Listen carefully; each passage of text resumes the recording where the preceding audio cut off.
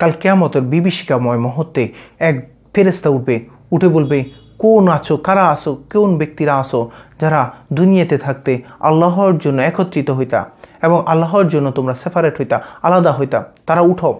অল্প গুটি কয়েক মানুষ উঠবে এবং আল্লাহ পাক তাদেরকে বিনা হিসেবে জান্নাত দান করবে। কোনো ব্যক্তি যদি দুনিয়াতে থাকতে আল্লাহর জন্য একত্রিত হইতো, আল্লাহর জন্য কারোর সাথে সম্পর্ক করতো, আল্লাহর জন্য কারোর সাথে দুশ্মনী করতো, আল্লাহর জন্য কারোর সাথে সেপারেট হয়ে যেত, কারোর সাথে পৃথক হয়ে যেত, আল্লাহর জন্য কাল কিয়ামতের ময়দানে আল্লাহ পাক তাকে বিনা হিসেবে জান্নাত দান করবে।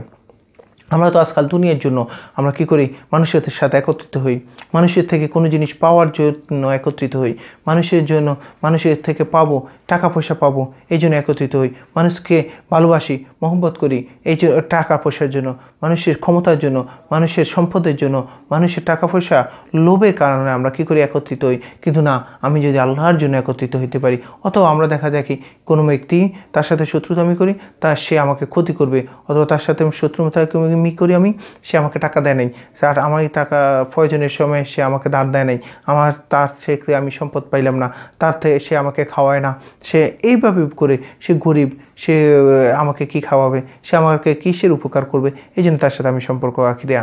কিন্তু রাসূল সাল্লাল্লাহু আলাইহি সাল্লাম বলে, কোনো ব্যক্তি যদি আল্লাহর জন্য একত্রিত হয়, কোনো ব্যক্তি নেক কাজ করতেছে, আমি তার সাথে তাকে মহব্বত করব। কোনো ব্যক্তি দান সদকা করে বেশি, আমি তাকে মহব্বত করব। কোনো ব্যক্তি ভালো ভালো কাজ করে, আমি তাকে মহব্বত করব। কোনো ব্যক্তি দিনের দায়, আমি তাকে মহব্বত করব।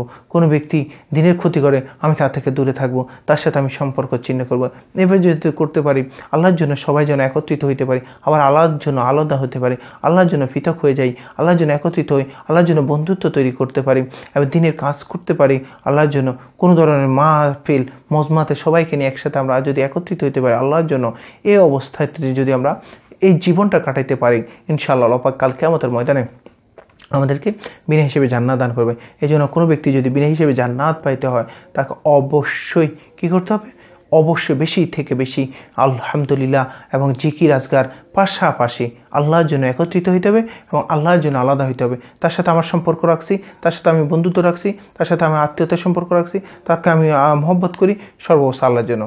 তার সাথে আমি শত্রুতা আমি পোষণ করি, তার থেকে আমি দূরে থাকি, তাকে আমি তার উপর অত্যাচার করি না, তাকে আমি কোনো কারণে মারলাম, তাকে আমি কোনো কারণে বকা দিলাম, তার সাথে আমি কি করলাম, তার থেকে বিভিন্ন ধরনের পেরেশানি থেকে তাকে আমি কি করলাম, তার থেকে দূরে থাকলাম আল্লাহর জন্য।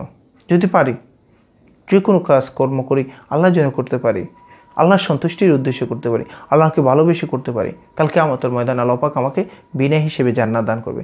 এই জন্য আমরা প্রত্যেকে বিনা হিসেবে জান্নাত পেতে চাই। আর যদি পেতে চাই, আমরা যদি পাইতে হয়, আমাদেরকে কী করতে হবে, বিনা হিসেবে জান্নাত পাইতে হলে অবশ্যই বেশি থেকে বেশি এই নেক কাজগুলো করতে হবে। আমি যে তিনটার কথা বলেছি, সর্বপ্রথম হার হাওলাতে আপনি আলহামদুলিল্লাহ পড়তে হবে, বেশি থেকে বেশি জিকির করতে হবে এবং আল্লাহর জন্য একত্রিত হইতে হবে এবং আল্লাহর জন্য আলাদা হইতে হবে।